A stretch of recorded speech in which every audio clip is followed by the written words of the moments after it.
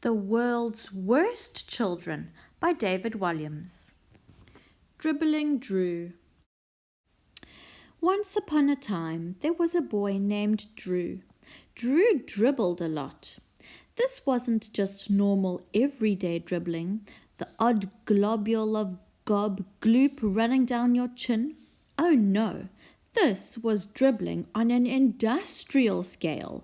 Here was a boy who could dribble litre upon litre of dribble a day. Now, you may wonder why Dribbling Drew dribbled so much. Well, it was because he was an incredibly lazy individual. If he could, he would sleep 24 hours a day, 7 days a week, 365 days a year. And as Drew snoozed, he drooled.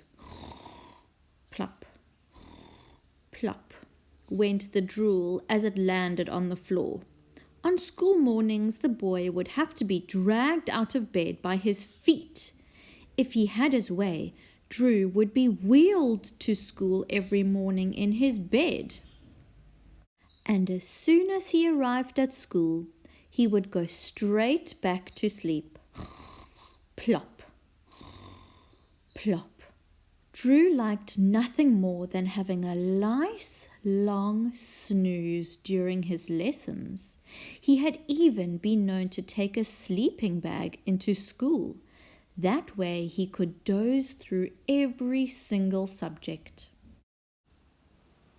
PE was a hard one to sleep through, but Drew found a way. For example, during football matches, he would ask to be in the goals and then climb up on the net and have a nap. If any of the kids scored a goal, he would moan if they celebrated too loudly and woke him up. Because Drew slept through every lesson, he always found himself bottom of the class. When Drew snoozed in lessons, he would dribble all over his desk. Plop, plop, plop. The dribble would trickle down to the floor, where a large puddle of drool would collect. If the lesson was dreaded double history, the dribble would end up as something of a pool. No one knew quite what was in Drew's dribble. It was transparent like water, but thick and sticky like glue.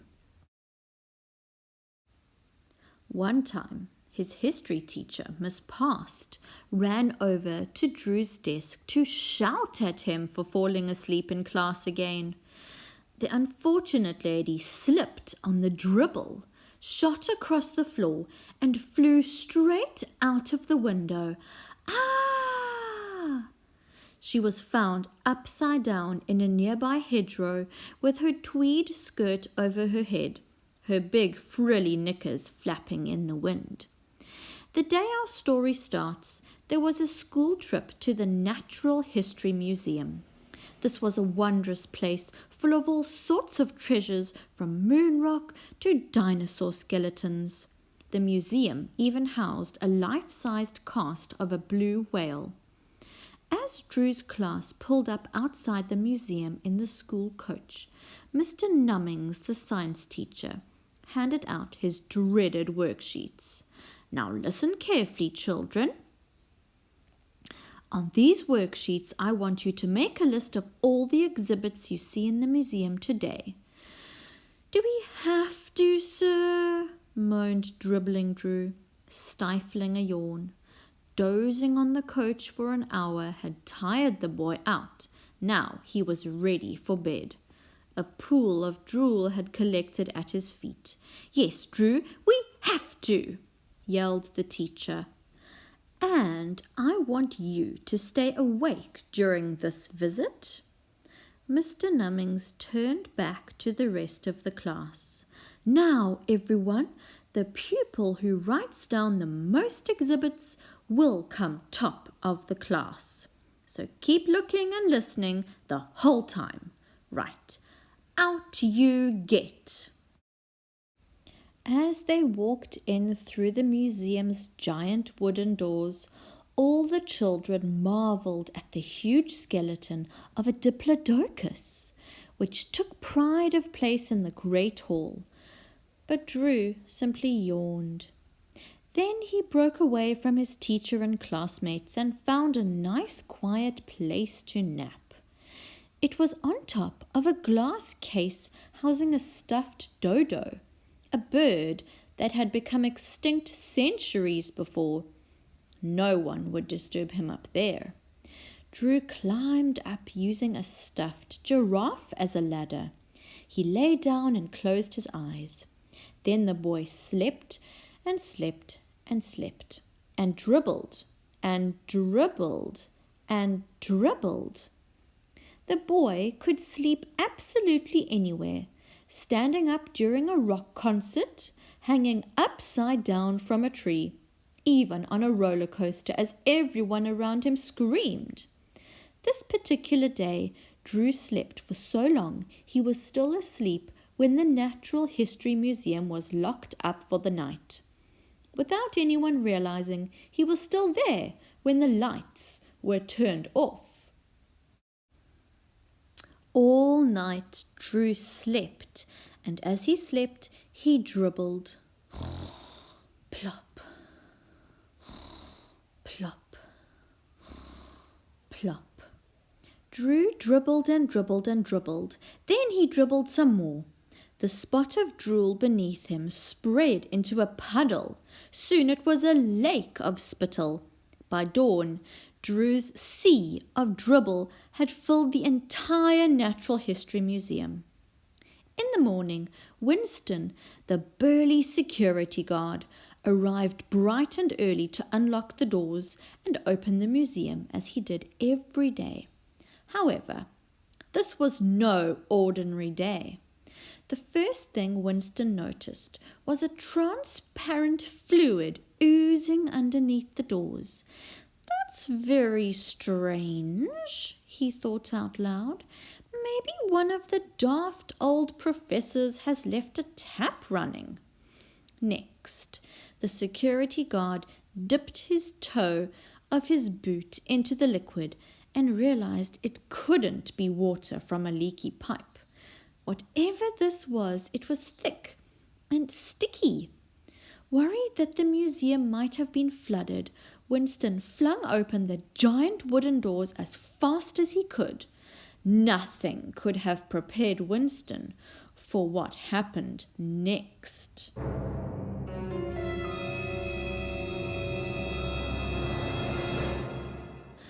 Whoosh!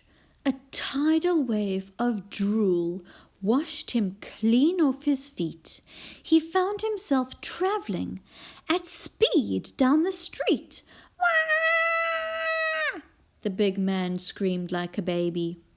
Closely behind the security guard floated some of the biggest exhibits from the museum.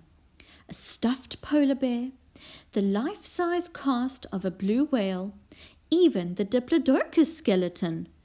They all bobbed down the streets of London on this rushing river of dribble. Atop the glass case that housed the dodo was Drew. In all the commotion, he had finally woken up from his long sleep.